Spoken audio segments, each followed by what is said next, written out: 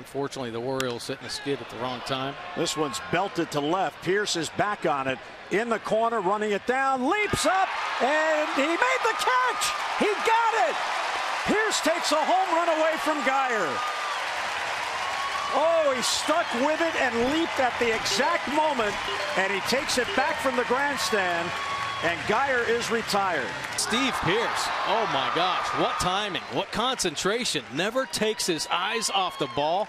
The great awareness of where the wall is and times his jump perfectly. Taking one away from the Rays.